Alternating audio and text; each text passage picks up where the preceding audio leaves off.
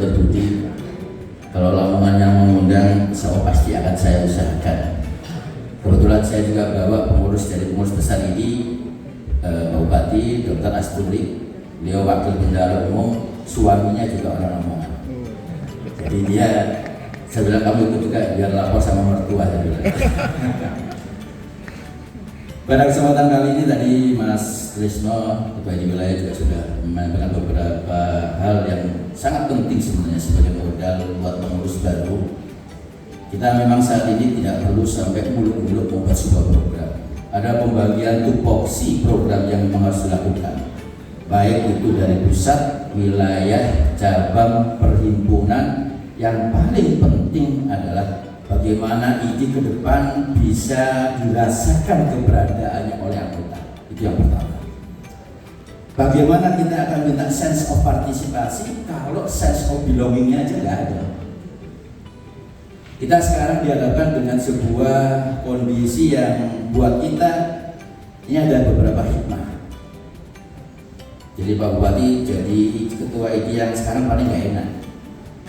Belum selesai muktamar, di muktamar pulang ya, belum pulang itu masih di Aceh, itu sudah ada masalah. Sampai pesawatnya terpaksa delay 1 hari karena kebetulan ada kerusakan teknis roda pesawatnya. Sampai Jakarta belum apa udah siap, Komisi 9 mau memanggil gitu ya. Kemudian setelah pelan-pelan media dan sebagainya. Sampai mohon maaf ya, walaupun saya nanya ke saya nggak melihara jenggot, karena kalau melihara jenggot dikira atur misalnya. Karena masuk buzzer-buzzernya kemarin menyerangnya begitu.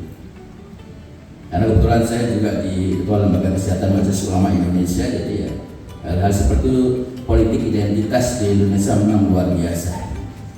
Ya itu pun kita harus hindari untuk menjaga sebenarnya profesi ya tidak disangkut pautkan. Karena Ikatan Dokter Indonesia adalah organisasi profesi yang independen, organisasi yang tidak ada afiliasi politik apapun.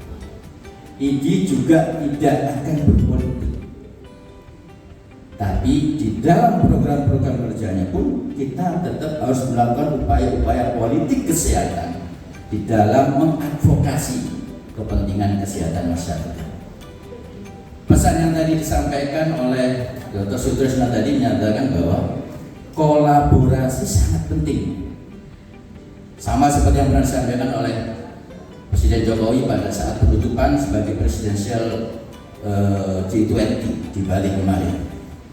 Untuk mengatasi problematika pandemi, baik dalam aspek apapun, aspek ekonomi, kesehatan, dan yang lain-lainnya, maka yang harus dikedepankan itu adalah 2 hal: kolaborasi dan kesetaraan. Jadi Ikatan Dokter Indonesia akan selalu siap Pak Bupati untuk menjadi mitra strategis pemerintah, baik pemerintah pusat maupun pemerintah daerah, dan menjadi partner utama dari pemerintah. Sehingga kalau Dr. Budi nomor handphonenya harus ada di catatan Pak Bupati Dr. Budi.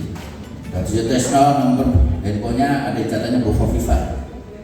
Saya pun ada di catatannya Menteri Kesehatan, walaupun sekarang sering berbeda pendapat. Ya. Karena kalau kita bicara dalam iklim demokrasi, perbedaan saya kira sah-sah saja. Munculnya kebijakan memang harus dikritisi. Kalau tidak dikritisi akan muncul ketidakbijakan. Nah inilah yang kemudian kita ingin selalu sampaikan, dan sekarang saya mengapresiasi video aksi damainya di Lamongan cukup menjadi viral ini Mas Budi. Jadi viral dalam artian positif dan kolaborasi yang sangat baik ini pada teman-teman OP kesehatan yang lain juga, teman-teman PPNI, PDGI, IBI, IAI ya.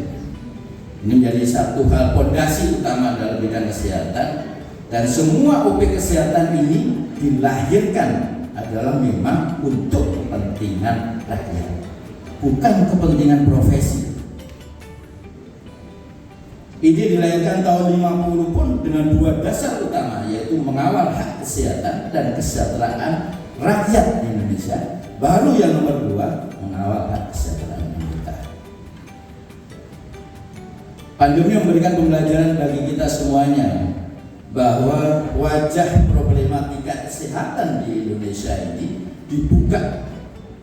Banyak sekali permasalahan-permasalahan kesehatan yang ternyata ini seperti kalau di BPJS menjadi penyakit katastrofik, penyakit kronik yang membutuhkan atau menghabiskan pembiayaan kesehatan, tapi tidak pernah selesai menyelesaikannya. Maka tentunya harus ada upaya yang kita perbaiki.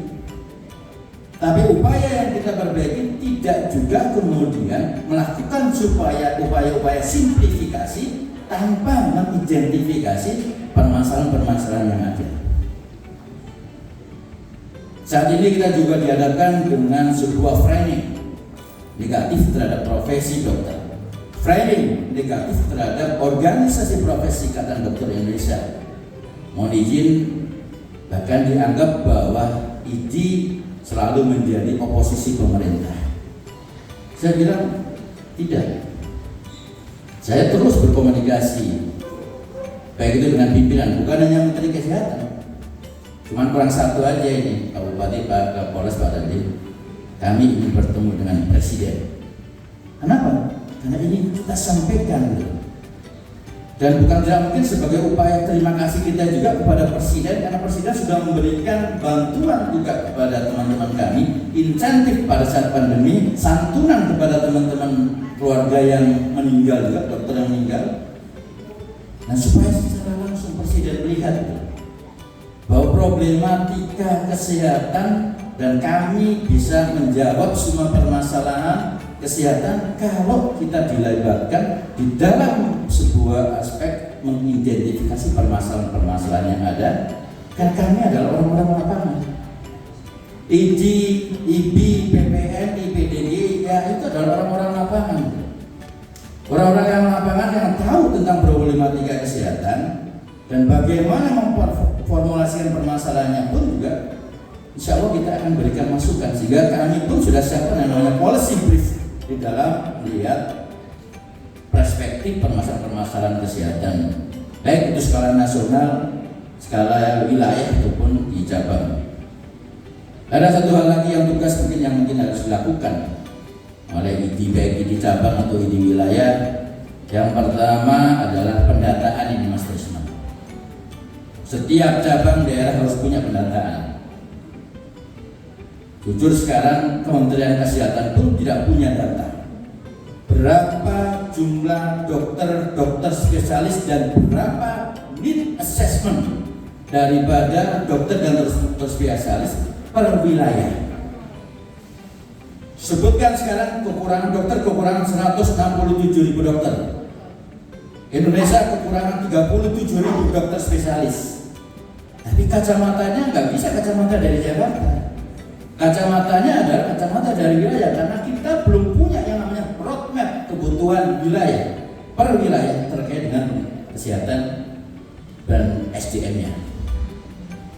Sehingga tidak bisa kemudian kita tarik simplifikasi bahwa kalau bicara sekarang, kita kekurangan dokter, buka seluas-luasnya fakultas kedokteran supaya nanti jumlah dokter bisa mencukupi. Karena lulusan dokter itu adalah 12.000 per tahun. Hati-hati. Kalau bicara produksi tidak menyesuaikan dengan data kebutuhan dan tidak kemudian juga berpikir tentang distribusi, maka akan terjadi penumpukan dokter dalam satu wilayah. Apa yang terjadi kalau dalam penumpukan dokter satu wilayah? Maka yang bukan tidak mungkin yang terjadi adalah pergesekan antar teman sejawat akan semakin tinggi. Kasus disiplin, etik, malpraktek pun akan semakin tinggi. Karena ternyata Pak Bupati, kasus disiplin malpraktek itu paling banyak, hampir 80% di data di Amerika DKI, karena second opinion teman sejawat. Ini menjadi penting dan ini perlu kita sampaikan. Kita nggak bisa memakai hukum ekonomi gitu. Wah, gimana caranya mau didiskusi kalau ternyata jumlahnya kurang. Tapi kita harus benar-benar melakukan sebuah perhitungan, karena bicara dokter dan kesehatan itu tidak bisa bicara secara matematik. Kita bisa menganalogkan dokter dengan pilot. Pilot saja kalau namanya pilot Boeing 747 suruh nyetir Airbus nggak bisa. Karena sertifikatnya adalah sertifikat untuk 747, bukan sertifikat untuk Airbus. Dan dia membawa bukan hanya dirinya saja, membawa penumpang. Keselamatan penumpang ada di tangan pilot. Sama, profesi dokter juga seperti itu. Kalau umpamanya profesi dokter tidak tersertifikasi, ya, apalagi dibilang STR seumur hidup, siapa yang bisa mengevaluasi bahwa dokter ini masih punya kualifikasi? Siapa yang bisa menilai bahwa dokter ini masih punya kompetensi? Siapa yang bisa menilai bahwa dokter ini masih sehat, masih bisa operasi? Kan kita tidak tahu, alhamdulillah, tiba-tiba nanti berapa tahun lagi kita stroke, kita nggak bisa operasi. Saya seorang dokter bedah, ya, terus kemudian karena ada sesuatu sehingga saya tidak bisa operasi, atau saya sudah tidak pernah berpraktek 5 tahun, tiba-tiba saya ingin praktek. Siapa yang bisa menilai? Karena semua kepentingan yang kita sampaikan semata-mata adalah untuk kepentingan pasien dan kepentingan rakyat. Dan keberadaan organisasi profesi adalah mengawal terkait dengan pengawasan, pengendalian mutu tentang kualifikasi seorang dokter. Dan itu kita sudah melakukan sudah bertahun-tahun. Dari sejak adanya Undang-Undang Praktek Kedokteran tahun 2004, tugas-tugas itu dilakukan oleh Ikatan Dokter Indonesia. Begitu juga di teman organisasi profesi kesehatan lainnya pun juga demikian.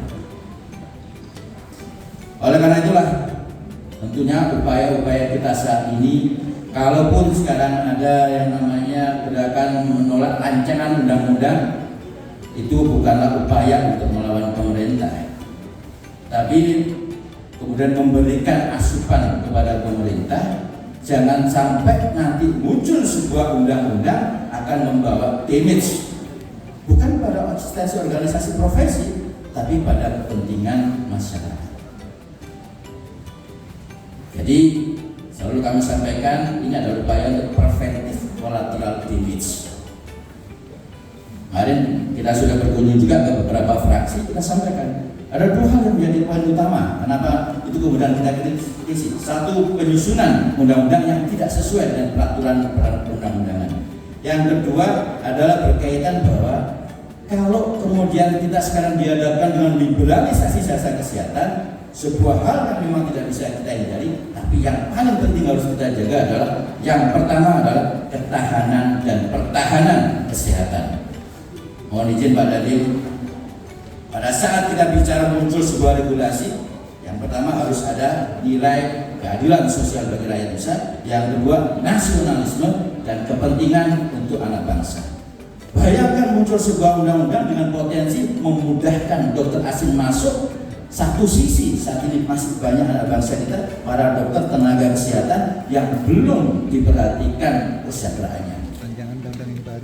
Saya termasuk yang sering berkeliling ke seluruh Indonesia. Terakhir kemarin di Ternate bertemu dengan teman-teman dari Kepulauan Sula, di mana 2 hari 2 malam dia harus ke Ternate untuk bisa bersama-sama dengan kita, dan mereka sampaikan saat ini yang namanya insentif kelangkaan profesi sudah dicabut, nggak ada lagi dok. Tapi karena mereka masih punya dedikasi dan pengabdian profesi, sehingga mereka masih mau berada di sana. Belum nanti kemudian kita kemarin satu sisi ini muncul bahwa akan ada perhatian lebih dan sebagainya, akan ada insentif untuk residen dan sebagainya. Tiba-tiba dari internship kita gajinya turun, BAD-nya turun jadi 1,18. Ini sebuah hal yang menurut saya, kenapa? Munculnya sebuah kebijakan tidak bisa kemudian hanya melihat dari satu aspek saja, tapi harus bisa kita kemudian nilai evaluasi secara komprehensif. Inilah yang kemudian menjadi hal-hal yang kemarin kemudian kita sampaikan. Kalau bicara kemarin beberapa fraksi, poin utama cuma 2, dan ini mohon ini ditransferkan ke seluruh pihak. Satu, bicara keadilan sosial bagi rakyat Indonesia, karena dokter juga adalah rakyat Indonesia. Kemudian bicara terkait dengan nasionalisme, dan bicara terkait bahwa ini ada potensi yang bisa membahayakan ketahanan dan pertahanan negara. Itu yang kemudian harus kita suarakan. Satu hal lagi yang juga yang saya sampaikan, mohon nanti melalui di Cabang tolong sampaikan kepada seluruh anggota. Mari kita sekarang melayani masyarakat semakin kuat dengan komitmennya apa? Melayani dengan hati.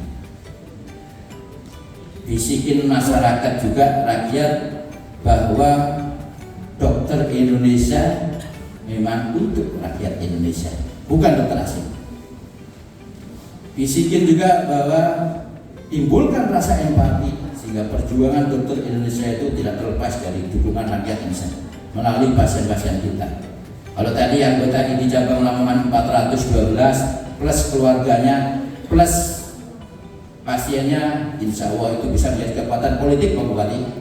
Jadi kalau bicara 2024 maka secara tidak langsung ini tidak berpolitik, tapi ini bisa membantu secara politik, tapi tetap dengan mengedepankan kesehatan masyarakat dan perhatian kepada tenaga medis dan tenaga kesehatan.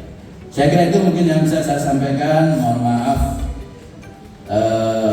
apabila ada yang salah, dan sekali lagi terima kasih atas undangannya, dan saya sangat bergembira dan kami melihat Bapak Bupati sangat mendukung upaya-upaya kesehatan di Lamongan. Teman-teman ID juga kami dapat info juga sering dilibatkan. Mudah-mudahan keharmonisan ini terus dijaga dan ID Lamongan pun akan siap untuk menjadi mitra mensupport program-program pemerintah khususnya di bidang kesehatan. Terima kasih. Billahi taufiq wal hidayah. Assalamualaikum warahmatullahi wabarakatuh.